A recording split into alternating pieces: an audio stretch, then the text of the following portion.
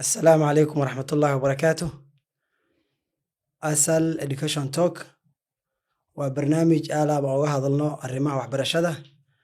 Maantana waxaa marti noogu ah Dr. Cumar Maxamed Warsame oo ah qoraa ka faalooda arrimaha tarbiyada. Dictore kusoo dhawow. أهلا وسهلا. السلام عليكم ورحمة الله وبركاته. أستاذ عبد العزيز يا دمان خيارتا كحرا إن لقي سنيسو وأن السلام يا سلامة إسلامك. السلام عليكم ورحمة الله وبركاته وأنا كله في برنامجك. Dictore arrimaha tarbiyada iyo YouTube-ka in badan kala socon jiray markaad ka hadlaysid barnaamijkaada in badan waxaa ku bilaabi jirtay waliba qaybta murshid almuallim ama hagaha muallimka xabibu thumma callimu ma noo sheegi kartaa sirta ka dambeysa ood ugu furfurata barnaamijkaas xabibu thumma callimu. بارك الله فيك. حببوا ثم علموا معناه هذا حوي قرآنك أما وحلا برا يوردن دتك جعليسية كذب وحبرا وحاجرته أنا جا واحد مدة سومالي هدانا وحنحوج سارنا تعلينته عنقا إنه وحلا برا قرآنك إنه سفي عنا وقبحه قرآنك إيه ما ده حاله ليه عنق كما يالو معلمك إنه كده حاله جيابا إنه هل آيات إيه ده waalidka sidoo kale marka tarbiyada anada waxa ku badan adayga marka baaqa waxa weeye in lagu bedelo arinta ayada ah in la jeclaysiiyo ilmaha waxa la yiraahdaa tarbiyada cunuga markuu wax jeclaado de qof walbana uu arkay oo macallin ah ama waalid ah asaa ku hor ordayo asaa kula sameynaa wixii waajibka asaa gudanayo saa u rabtay iyo kasii fiican buu u gudanaya asalka kelimadana waxay ahayd dugsi Nairobi ku yaalo oo la yiraahdo madrasa Jibriil xaafadda Foorka iyo meelo badan ku yaala ayaa runtii waxay soo jiitay shicaar bay ka dhigteen anigoo tagay meeshaas oo soo salaamay caruurna way ii dhiganayeen wiil baa markaa u geeyey ayaa waxaan ku arkay albaabada fasalada waxa uu qoran xabibu thumma callimu marka arrintu way soo jiidatay waxaan ku yiri maxay tahay oo waxay yiraahdeen waxaan ku heshiinay inaan caruurta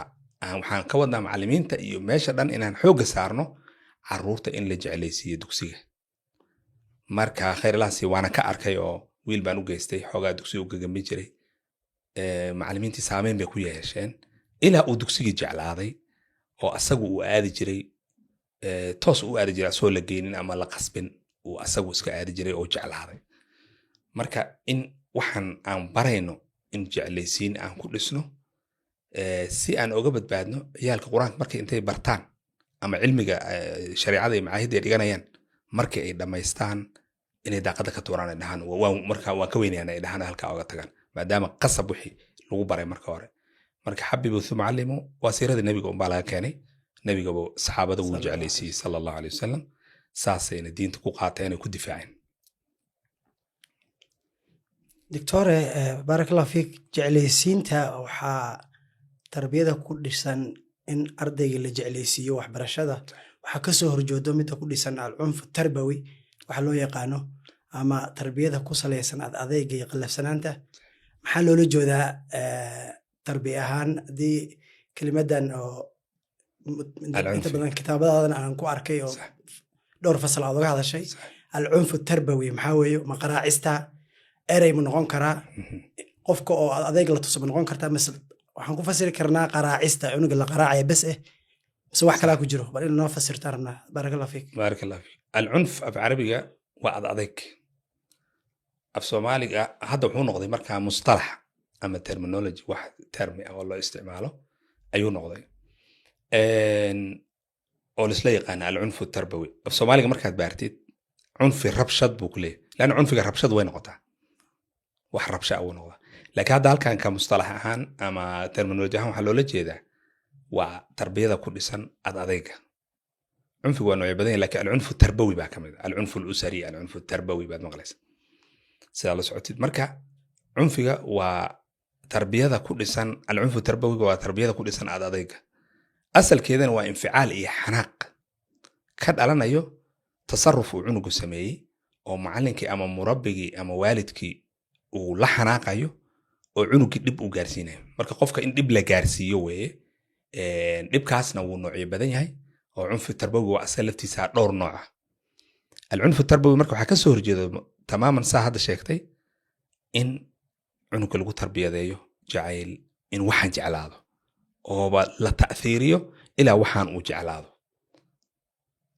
su-aasha hadda ay weydiisay oo ahayd noocyada uu kala qaybsamayo cunfigaas kutub tarbiyada inta badan saddex bay u kala qaybiyaan saa la socotid ustaad cabdicasiis. kow cunfiga nooca ugu horeya waxaa la yidhahdaa alcunfu lafdi. alcunfu lafdi waa in qofka ama cunuga la caayo la aflagaadeeyo cunugiiba cashir ka bix waaye ama wax khaldan buu sameeyey kan baa tahay in aad loogu qayliyo waxaan dad ahayn baa tahay maxaa la yidhahdaa damiin baa tahay weligaa wax ma baranaysid kii kule kaa yaraa wakaas muqaarano la sameeyo. marka kaa waxaa loo yaqaanaa alcunfu lafdi. xitaa shaqaaluhu noqon karaa qofka maamulaha inuu shaqaalaha si xun u canaanto u goodiyo oo haakada. nooca labaad waxay yidhaahdaan waa alcunfu ljasadi. waa qofkii in la garaaco oo garaac weliba xad dhaafsan oo inta xitaa la ogolaa dhaafsan la garaaco oo madaxa laga garaaco oo meel walba ay oga dhacayso. mararka qaar waxaad maqlaysaa waalid si xun cunuga u garaacay oo istaa loo qaaday ama macallin si xun ilmihii u garaacay. bilmunaasaba macallimiinta inta badan si loo lahaa waxa garaacina iyo cunfiga iska daaya iyo wax sida loo lahaa loogu badbadinayo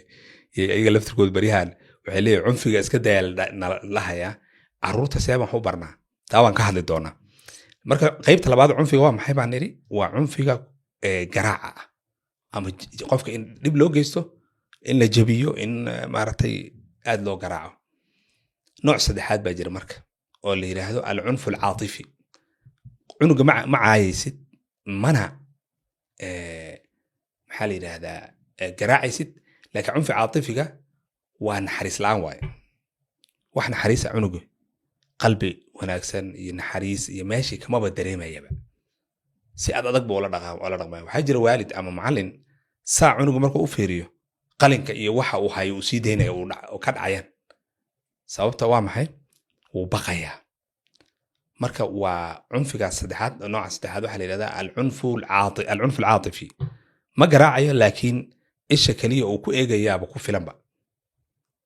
carruurta yaryarna inta badan waa dad iska masaakayna waa ilmo yaryaro hadda soo kacayo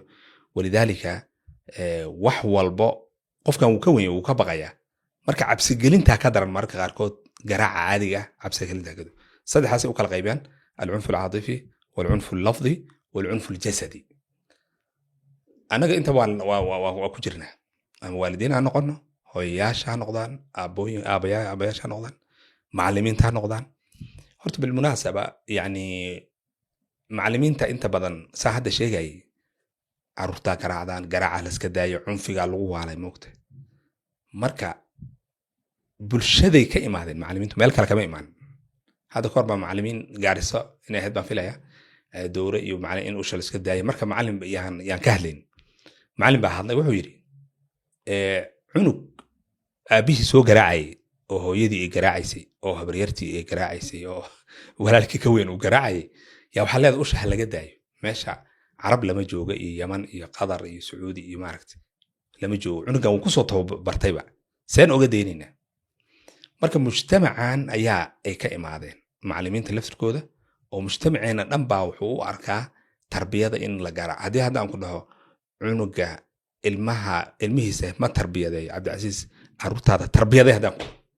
waa garaac waaye. ul shabiixa soo qaado si fiican u garaac waaye. yani ereygaasa isku xiranba labada yani tarbiya iyo waxaan isku xirnay iyo garaac baadiyaan yani asalku ah arrintaas. marka mucallimiintii juzu bay ka yihiin manduumadaas ama waxaas isku xiran ilaa heer macallimiinta qaar ay noo sheegeen macallinka hadduu si fiican carruurta u garaacin waalidiin baaba kala baxayba. carruurtan aan kaa baqaynin waa maxay? carruurtan aan kaa baqaynin oo markay soo galayaan quraacda subaxi halhaleel aan u cunaynin daf intay ka siiyaan. nin macallin hadda kahor iga shekeeyey wuxuu yidhi carruurtaydaan dugsi dhiganayo aniga asagana lafsiga macallin meel kale macallinkay. marka islaanta waxaan ku iri ciyaalkan maxay taa aan baqayno degdeg intay u quraacdaan aan cararayn. marka mujtamacii oo dhan ba waxay ku jirtaa cunfiga laftirkiisu uu tarbiyadiisi ay ka mid tahay oo wixii macalinka si fiican wuxuu soo saaro inuu macalinka wax garaaca uu yahay ayaa la aaminsan yahay macalinka xoogaa una naxariisto xali meeshaan ciyaal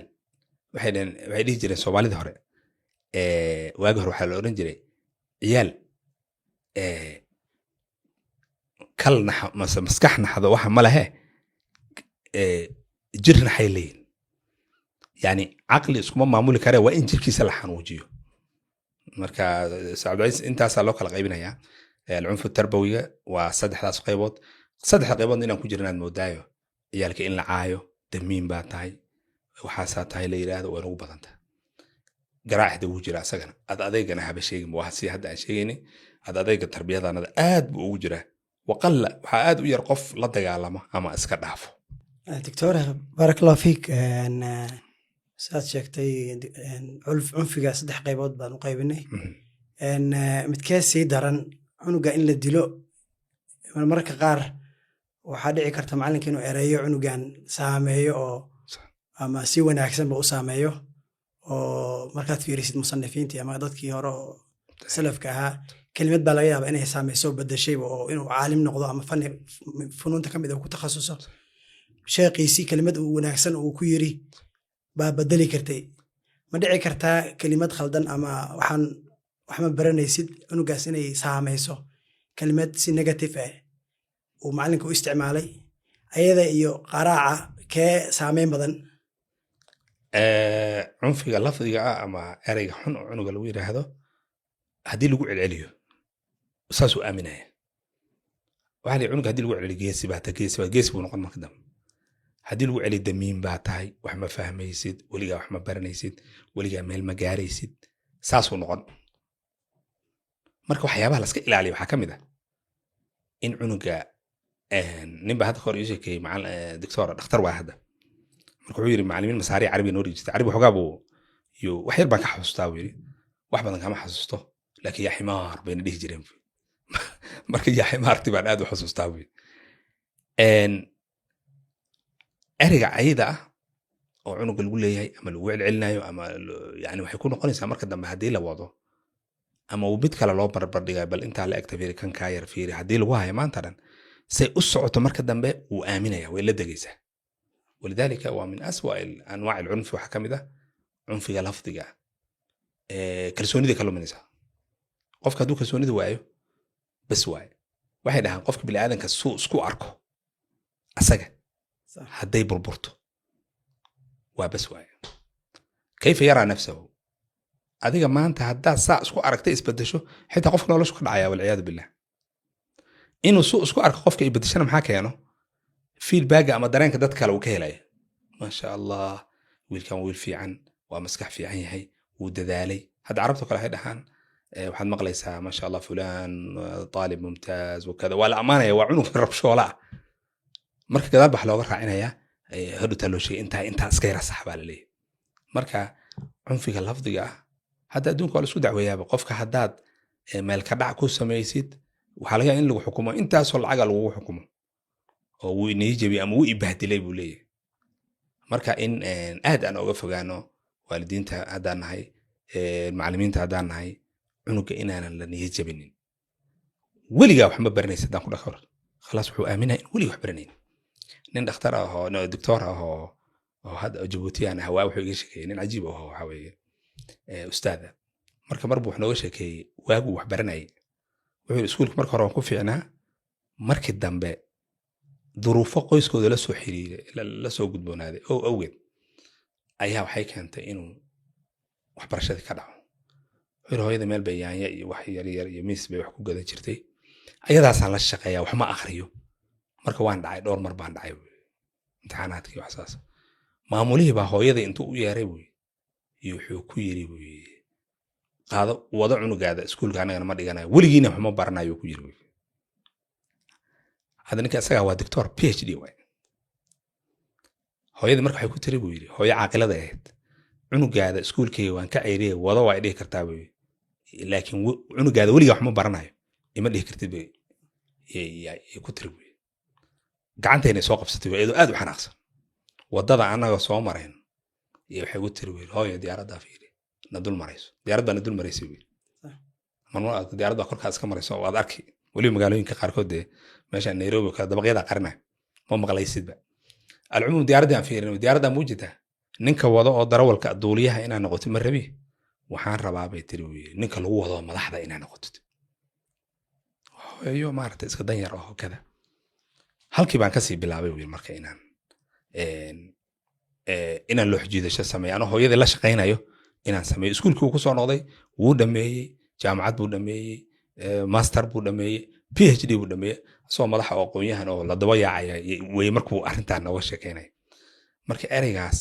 waalidka qaarkood xitaa markay wax tarbiyadaynayaan ayaga baa khalad galaya cunuga in maaragtay la niijabiyo wax ka xun ma jiro suu isku arko ayaa xumaanayso ama baaba'ayso taa marka waxaa ka dhalanayso inuu maxaa la yidhahdaa uu hoos u sii socdo dadka hadda nolosha ka dhacan lagu leeyahay way iska sabreen way khalas yani way isdhiibeen marka qofka markii la bumbuniyo la amaano waxaan waa sixi kartaa intaan yar baa kaa dhiman la yidhaahdo horey buu usii soconaya cunfigan kale ee garaacana isaga laftirkiisu waa dhib badan yahay laakiin midkaan iyo jaminta waxyaabaha ugu xun buu ka mid yahay aswa il ashyaa cunug marka in la dhiirigeliyo oo aanan muqaaranada maaragtay kana kaa fiican waxaa tahay ma lahan waxaasas inaan lagu dhihi doctore barakallahu fiik maadaama oo tarbiyada waxa loo hadafka laga leeyahay bay tahay in qofkan suluugiisa la wanaajiyo marmarka qaar waxaa dhacdo in si kale haddaan u dhigno qofkan ma waxaa loo tarbiyayaa inuu khaladkiisa wax ka barto ama waxaa loo tarbiyayaa inuu khaladka ka cabsado mar waxaa dhacdo ilmaha maadaama aan dhahnay tarbiyada hadafkeeda waxa weeye in qofkan suluugiisa la wanaajiyo cunugu waxaa dhici karto qaabka loola tacaamulo inuu been ku barto haddii khaladkii lagu ciqaabo siduu dhaho khaladkii ma gelin waa inuu been sheego ma dhici kartaa marka tarbiyadii in dhanka wanaagsan loo isticmaali lahaa cunfiga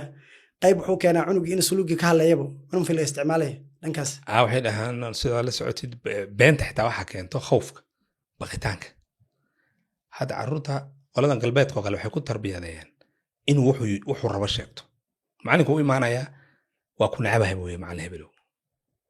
dhinac marka laga fiiriyo xoogaa waxaa ku jirto yar caasinimo laakiin waxay ku tababarayaan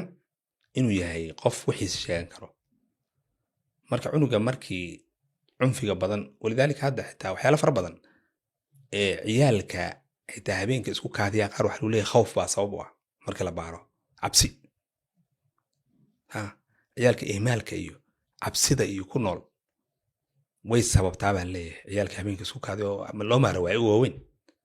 khawfkaa keenay leeyahay yaa ka mid ah waxyaabaha ama cawaamisha keesho marka cabsida badan waxay keenaysaa xitaa inuu been barto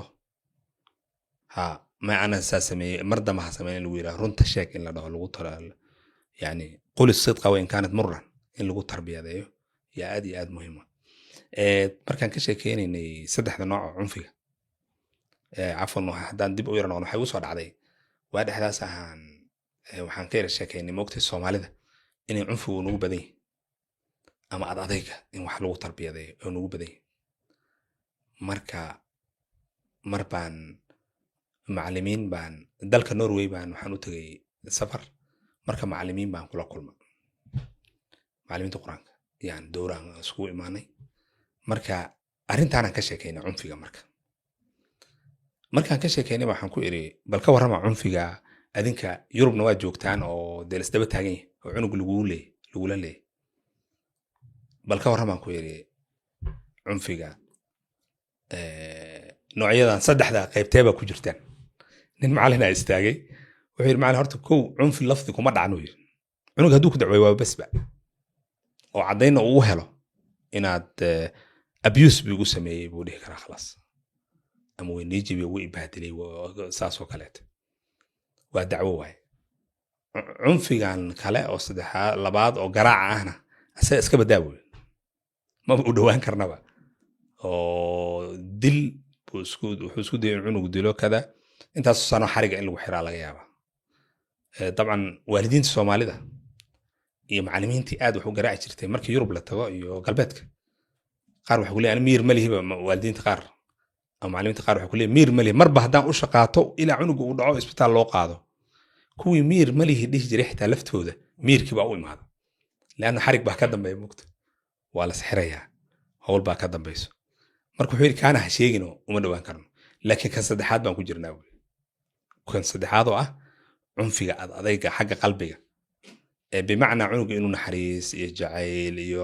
maaragtay inuuna macalinkii ka dareemaynin inuu macalinka jecleen inuu macalinka xitaa uunan indho gududan uu ku fiirinayo oo aragti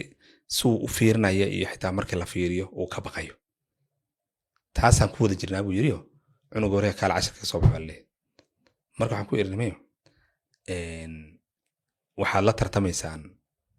macallimiin aad u tababaran galbeedka iyo macallimiinta Yurub jooga taqaana macallimiin tababaran waliba xilliyada hoose oo dhan ama dugsiga hoose qaybtiisa hoose sanadaha ugu horeeyo iyo qaybta xanaanada carruurta dumar baa loo dhiibaa aad u tababaran oo xitaa hooyadood ka qaadanaya hooyadood xitaa ay ka jeclaanayaan wax kale iska daay dad noocaas la tartamaysaane bal isdabciya oo cunuga ahlan wa sahlan ee laabta soo gasho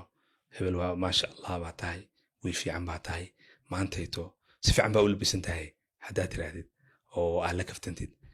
cashar ma soo diyaarisay macallin maanta si fiican ma soo diyaar dhib hadda diyaari waay halkan fariiso diyaari intaasoo markuu celi uuba ku jeclaanayaa qof maslaxadiisa ka talinayo ku arkaya marka wuxuu yiri waxaan ku jirnaa buu yiri midaas cunfiga caatifiga ah oo طبعا dadka miyiga kasoo jeedo dhan bay carabtii hore miyiga kasoo jeeday xadiiskii saxiix ahaa saxaabigii aqrac bin xaabis oo macruufka ahaa nabiga wiilka ugu yahay dhunkanay markuu arkay wuxuu ku yiri nabi Allah 10 cunug baan dhalay mid aan madaxiisa ka masaxay ama dhunkaday ma jiro ma mid kan baan yaa dhunkanaysa marka nabigu wuxuu ku yiri haduu qalbigaada laga siibin naxariista hadii maxaan ku sameeyaa marka dadka miyiga asalkooda kasoo jeedo dhan bay arrintaa ku badan tahay marka hadda waxaan ku soo xasuustay cunfiga saddexdiisaan nooc inaan meel walba xitaa haddaan aan meel adduunka meelaha magaalooyinka ugu waaweyn la aada xitaa weli wayna la sii socotaa marka in bal macallimiinta iyo waalidiinta isku dayaan in la xakameeyo oo uu qofkii in wax la akhriyo wax la dhageysto qofka war la helaa tala la helaa baa la yidhaha ina adiga aa wax raadisid oo ciyaalkan see u tarbiyadeeya hadda kutub badan baa waxaa laga qoraa see carruurta tacliinta loo jeclaysiya marka arrimaha in lagu dadaalo oo la raadiyo see bal wax lagu jeclaysiya see wax ku barnaa keliya maahane see wax lagu jeclaysiya tacliinta doctor ilmaha maadaama hadda bulshadeena anaga Soomaalida inta badan tarbiyadan aan u fahanay wax dil iyo qaraacisyo hadda waxaad ka dhawaajisay adaygan ku salaysan barbaarinta ilmaha ma dhacdo mararka qaar horta qof markuu macallina maalin wareystay wuxuu yiri cunug buu dilay oo aan u geeyay oo qaraabanahay cunugii baan dhabarka ka fiidoon dhahay fiiri macallin waxa ku yaalo cunugan ulaa ku yaalo wuxuu yiri waa xanaaqsana hadda waxa ka dhawaajinaysay markuu macallinka wax dilayo ama waalidku wax dilayo wuu xanaaqsan yahay miir malihi sax marka diiba ay ahayd qofkan maslaxadiisa cunugan in wax loo qaraacayo dadka ku handacoodo ama ku doodo waxaan qofkan u qaraacaynaa ama u dilaynaa ama u tarbiyanaynaa isaga wax anfacaya wayo ma dhihi karnaa maadaama markuu dilayo uusan qoslaynin oo xanaaqsan yahay miirna haynin mararka qaar uu jug weyn u geysan karo naftiisu u argoosanaya ardaygaas ama cunugaas yarka uma turay ma dhihi karnaa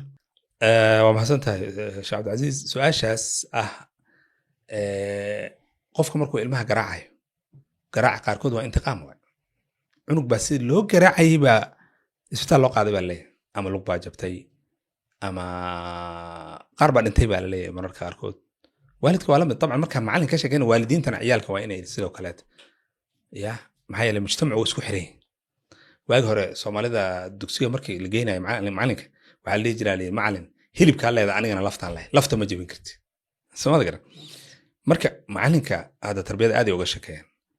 yani mar waxa istadaaqulaya ama isdhexgalayo waalidka ama macallinka carada uu ka carooday cunugan ficilku sameeyay iyo tarbiyaynta marka tarbiyadeyntu waa maslaxatul walad yani in gacanta fur la yiraahdo saddex xaba looga dhufto ama hal xaba ama laba ama saddex looga dhufto 3 darabaad lagama badin karay leeyihin fuqahada qaarkood waa waxyaabaha maaragtay fiqiga marka darbiga garaacista shuruudiisa laga hadlayo marka in dhowr intii lagu dhufto uu dareemo in arrintaa lagu ciqaabay taa waa limaslaxatii laakiin marka cunuga la dilo qofkana saa xanaaqsan marka uu ku ciilbaxayaa waay taas diiniyan ma banaana xitaa waalidka hadduu u idmo laa yajuusu lahu hada darbiga oo diinta ay ogashahay xitaa laftirkeeda xuduud uu leeyahay darbiga mubarixa ah lama ogolo wejiga in laga garaaco lama ogolo an yakuuna 3 darabaatin bay ku leeyihiin culimadu 7 sano wax ka yarna in la garaaco lama ogolo cunug yaro 7 sano ka yar maxaa laga garaacay cafwan 10 sanawaad wixii ka yar 10 sanawaad markuu gaaro waa xadiisku wuxuu leeyahay waa in lagu garaaco salaada culimada qaar xitaa dood waxay ka keeneen tacliinta ma lagu mithaal qaadan kara mise lagu mithaal qaadanayo calaa kulli xaal darbiga noocaas hadda ay weydiisay oo ah in cunuga lagu miyir beelo waan ku miyir beelaa la yiraahdo waalidiin haddaan nahay macallimiin haddaan nahay waa khalad waxbana ma soo kordhiyo cunuga cadaawad buu sii qaadaya wiil aan dhalay wuxuu yiri macallinkeedu ka sheekeynay macallinkaana waa jecelnahay buu yiri wuuna garaaca wiil laakiin waa jecelnahay yani fiiriya waxay dareemayaan limaslaxatihim inuu garaacayo yani garaacaasna waa garaac mundabita sida ka muuqato waa garaac aad aan ahayn macallinkaana wuuna garaaca wiil laakiin maca daalika waan jecelnahay buu yiri asna wuuna na jecel yahay marka waxay u dareemayaan inuu ta'diib yahay hunaaka waxaa jiro garaac oo ta'diib ah iyo garaac intiqaam ah marka intiqaam inuu gaarin baa loo baahay بارك الله فيك دكتور أن maadaama aan kasoo sheekeynay cunfiga terminology-ga thaqaafada carabiga ee markii kutubta tarbiyada ku qoran cunfi xasmi waxyaalo badan ayaa ku jiro marka xasmiga iyo cunfiga sidee loo maareyn karaa ama maxay ay ku kala duwan yihiin soo xasmigii iyo cunfigii alfarqiga u dhaxeeyo cunfiga horta kuwa aad adayg wax lagu tarbiyadeeyo wax naxariis ay jirinin wax jeclaysiin ayna jirinin baqitaan inuu jiro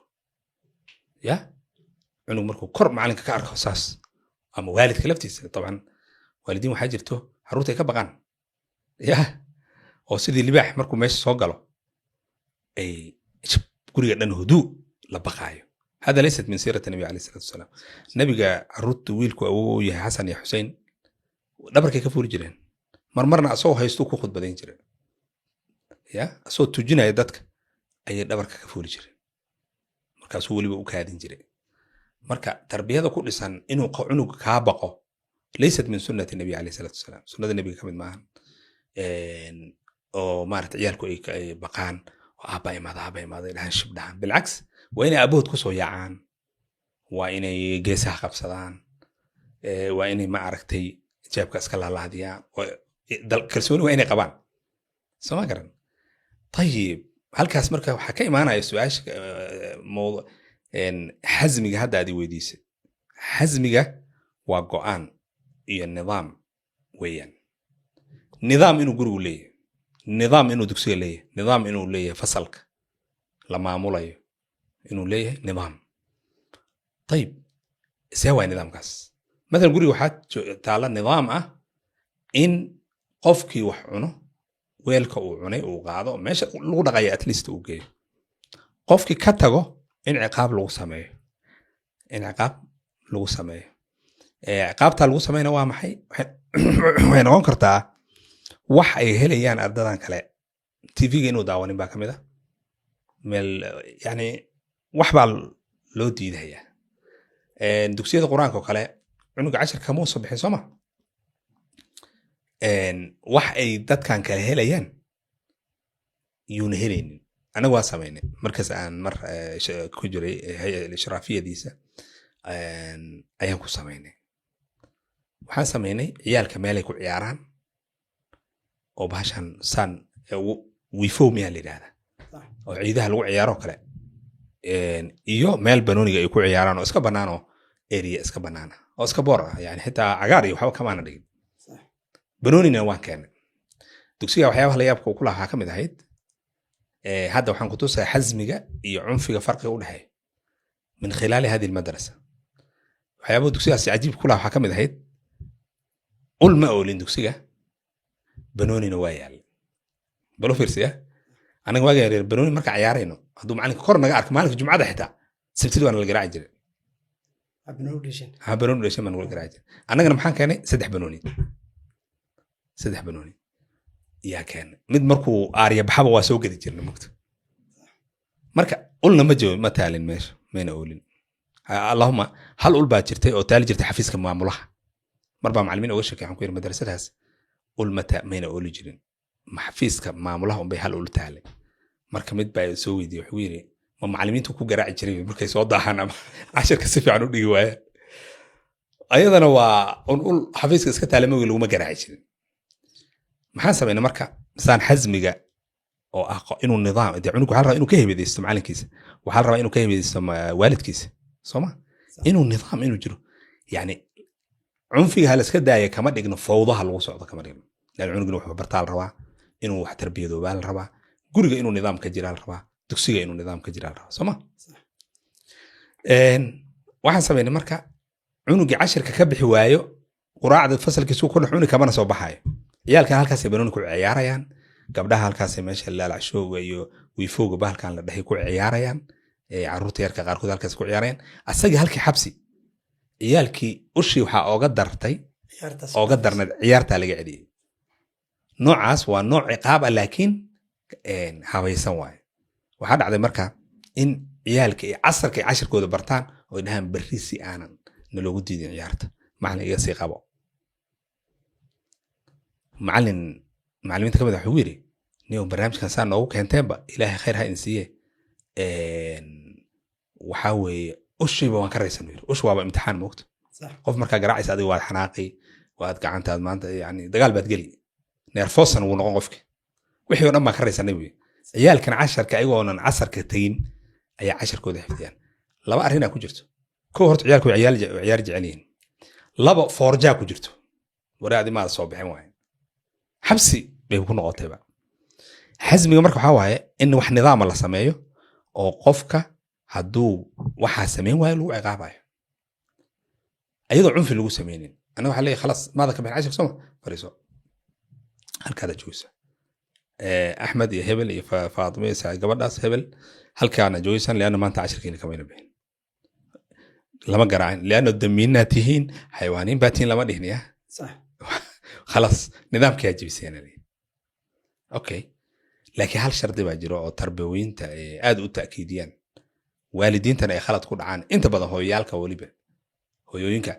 iyo macallimiinta qaar hadaad wax balan qaado waa inaad jabinin waay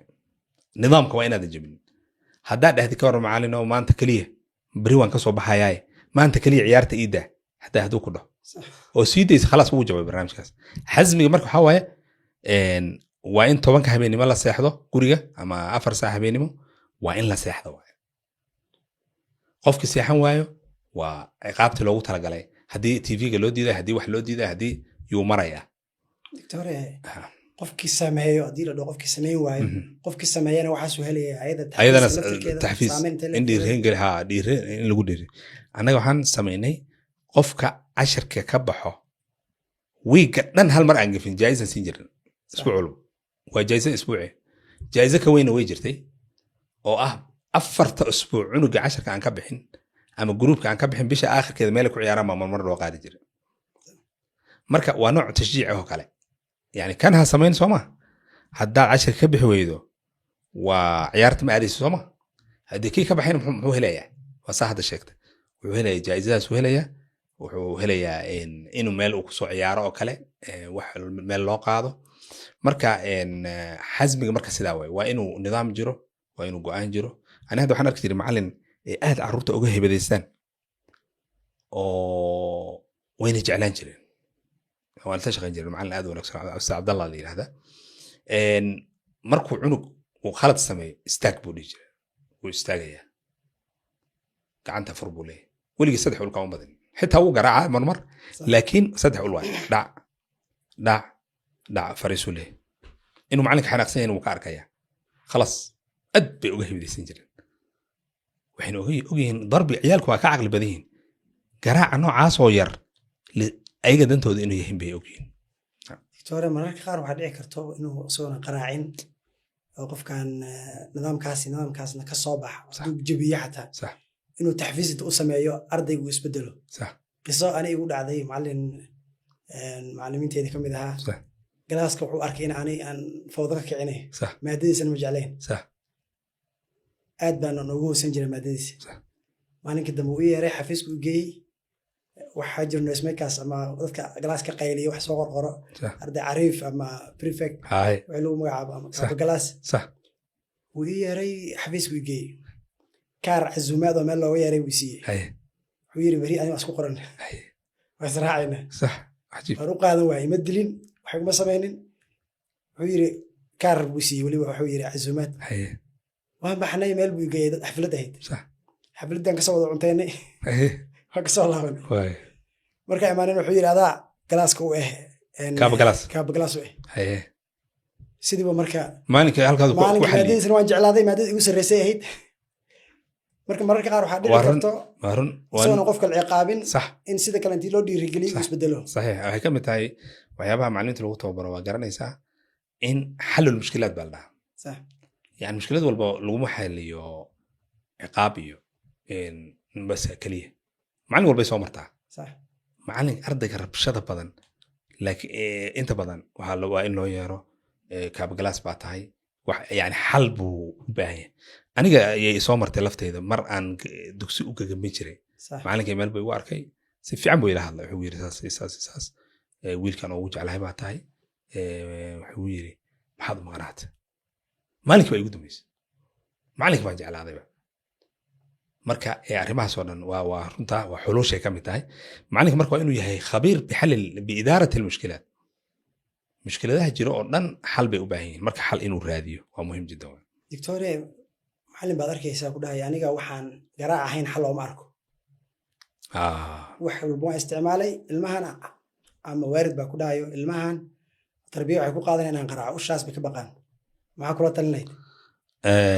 arrintaas hadda natiijadeedu waan haynaa hadda waxaan aad uga sheeganaynaa dugsiyadii waalidiintii ciyaalkii marka la tarbiyadeeyo ilaahay tarbiyada hanoo wada fududeeyo qofku wax ilaah u tarbiyadoobaa tarbiyadoobe waxaa laga sheeganayaa ciyaalkii markay weynaadaan way ka tagayaan diinta waxyaabaha keenaya zaman fitna waa lagu jira waa sax laakiin waxyaabaha keenaya ani waxaan isleeyahay ciyaalkan awalba qasab bay u arkayeen waxaan markay weynaadaanna sultadii waalidka ama maamulkii waalidka inay ka baxeen bay u arkaan khalaas marka dawa iska dayna waxaan oo dhan laakiin hadduu jecel yahay wuu sii wadaya macalinkay baan jeclahay saameyn ku leeyahay salaadii midda kale dee annaga waxaan xooga saarnaa tacliinta tarbiyada xoog ma saarnaba tarbiyada waa maxay waa inuu salaada la baro masaajidka iman waa in la dhaho waa in marmar macalinka masaajidka ciyaal ku ballamiyo qofka masaajidka kusoo tukado xaafadda eryada hadday degan yihiin qofka masaajidka kusoo tukado kuwa yara waaweyn oo kale salaada fajarka jaa'izu leeyahay salaada fajarka isku imaana bal 10 keenan ciyaalka waaweyn oo dugsiga ugu weyn oo kale yaa xooga la saaraa ayaga hadday kuu toosaan kuwa kale way kuu toosayaan marka tarbiyada inaan xooga saarno oo cunfigan haddii cunfi wax lagu soo saarayo nabi maxamed baa kusoo saari alayhi salaatu wasalaam cunfi nabi maxamed uma soo marin weligaa ma maqashay adiga saxaabi hebel baa saxaabada wax walbay wariyeen wax walbay noo soo wariyeen ya abubakar baa loo duubaaday weligaa ma maqashay oo 5 loo duubu kiciyo 10 intuu ka bixi waayay ama zayd ibn thabit baa la garaacay saxaabadii yaraa oo nabi sallallahu alayhi wasallam Anas bin Malik waka Anas bin Malik waxaan maxaa u sameeyay radiyallahu anhu weligii nabiga ima garaacin buu yiri weligeena wax aan sameeyay maxaa waxaan u sameysay imuu dhihin wax aan sameyn waayna maxaa u sameyn weeday ima dhihin buu yiri 10 sanana nabiga u khidmay yiri alayhi salatu wasallam Aisha radiyallahu anha xadiis kala saxiix ah ayada oranayso ma daraba rasuulullaahi sallallahu alayhi wasallam qad shay'an bi yadihi khadimna ma garaacin buu yiri yeed leedahay nabiga alayhi salatu wasallam weligii gacantiisa wax kuma garaacin beed inuu ilaahay dartii u jihaado ma ogi ma fiirso khadimna ma garaacin wiilna ilmana ma garaacin xaasna ma garaacin beed marka intaas oo saxaabi nabiga wuxuu ku soo tarbiyadeeyay at-tarbiyatu bil hubb ida sheegin nabiga bay jeclaanayeen markaasay waalidkood iyo dhamaantood isaga tagayeen xoolahoodii bay isaga tagayeen waa isagoo oranaya Abu Sufyaan radiyallahu anhu waa isagoo oranaya ma arag qof bili aadan wuxuu yiri waxaan soo booqday Kisra iyo Room iyo xadaaradii waagaa jiray oo dhan baan soo booqday ma arag nin madax ah oo ummad shacabkiisa u jecel yihiin sida nabi maxamed ee saxaabadiisa u jecel yihiin Sallallahu weligii alayhi ma arag buy sallallahu alayhi wasallam waa intuunan moogtahay islaamin ka hor marka uu soo oranayo waagi dambe saxaabi jaliil uu noqday marka inay xal ayna ahayn waxaa ku ogaanaysaa mujtamacaad badan oo muslin ah oo carruurtooda tarbiyadaysto oo aanan garaacin baa jiro tan kale annaga maxaan ka dheefnay ciyaal badan oo tuuga noqday xitaa waa ciyaalkii qur-aanka la barayay nin macallin baa hadda hore wuxuu iga sheekeeyey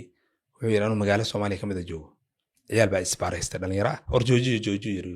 mid baa kasoo dhex booday war ninkan waa macallinkaygi bal u kaadiyo ardaygiisii baa ku dhex jiro kuwa wax isbaaraysanay بالمناسبة دكتور أرديدي صح مراكزته هذا إسلي كيالو on level كوقع كوضحين صح لأن يرتبطنا كبيرة أما كتر سنة حبناها هو صار يا حبناها مهمة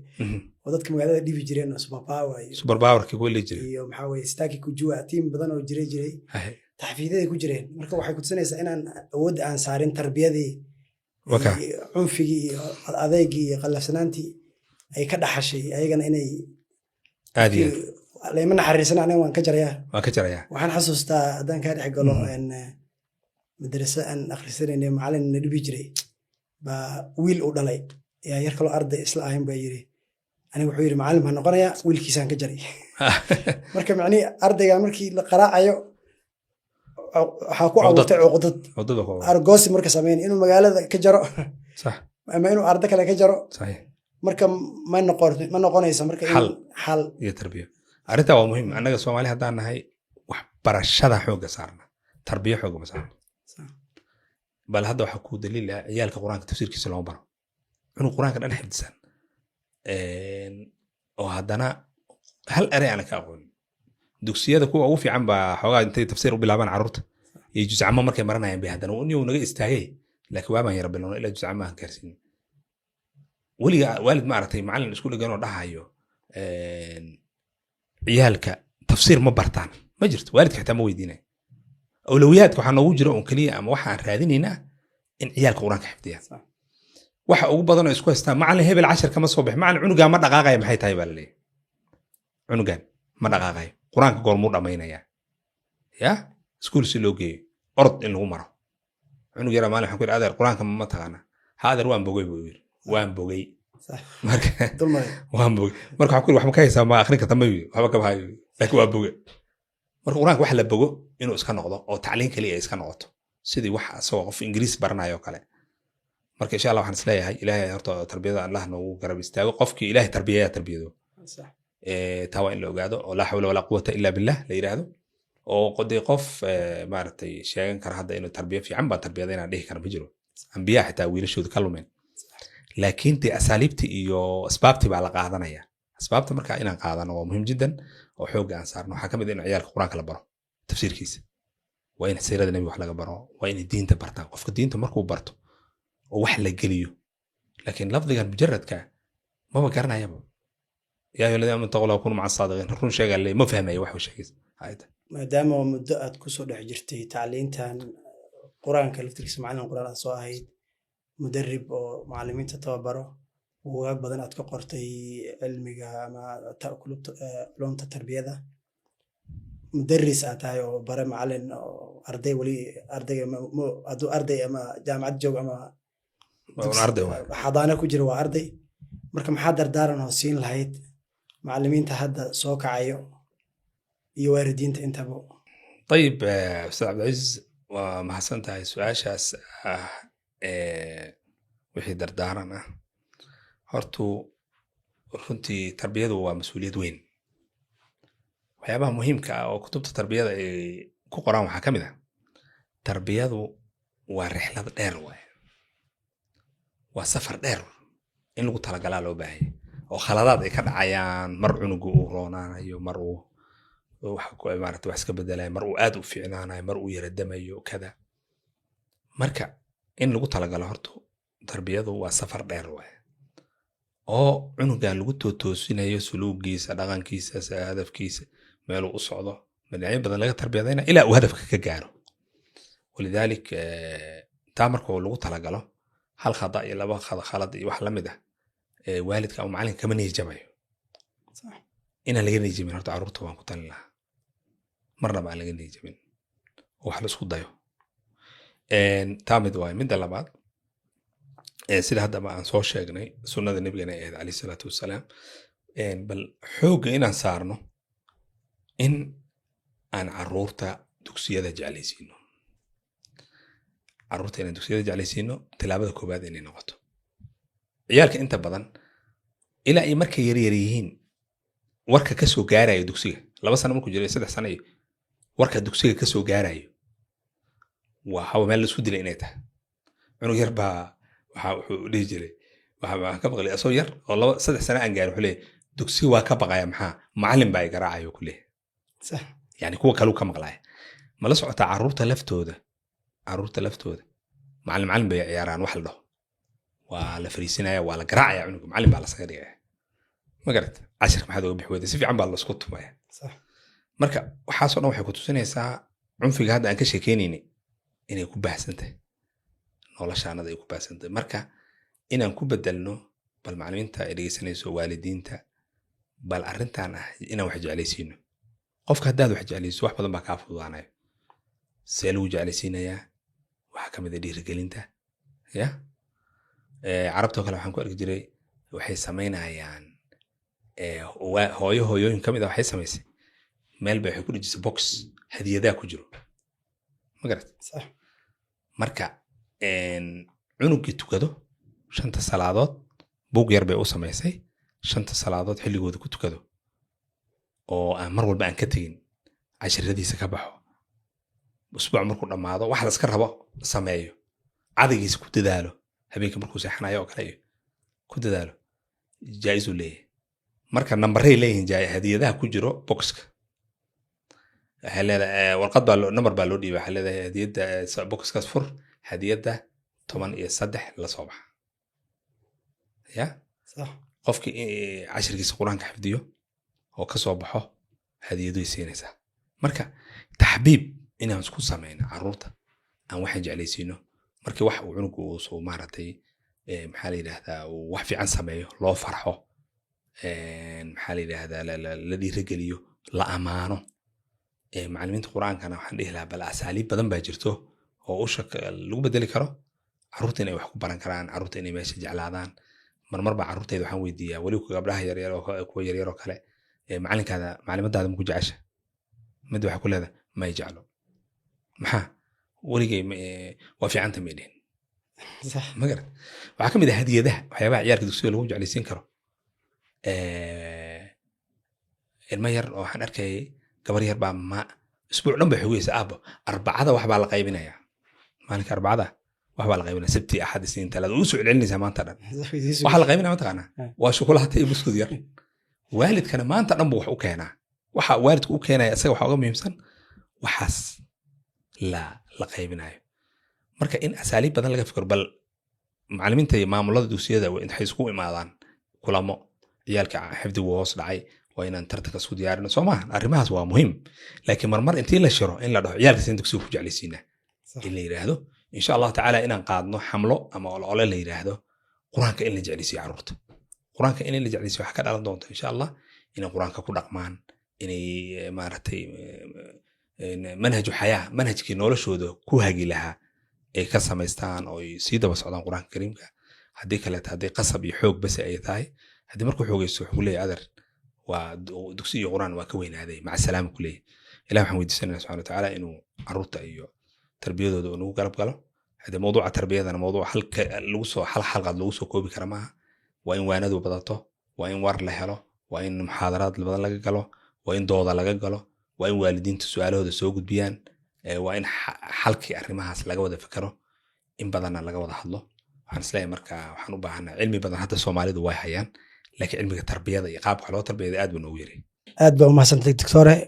waan kaaga mahadcelinaynaa kulankaada. daawadayaal halkaasna waxaa noogu soo gabagaboobay barnaamijkeenii Ansal Education Talk oon alaaban kusoo bandhigno arrimaha waxbarashada tarbiyada. fadhiga xigo intaan ku kulmi doono aad ayaan kaga mahadcelinaynaa. wassalaamu calaykum waraxmatullaahi wabarakaatu.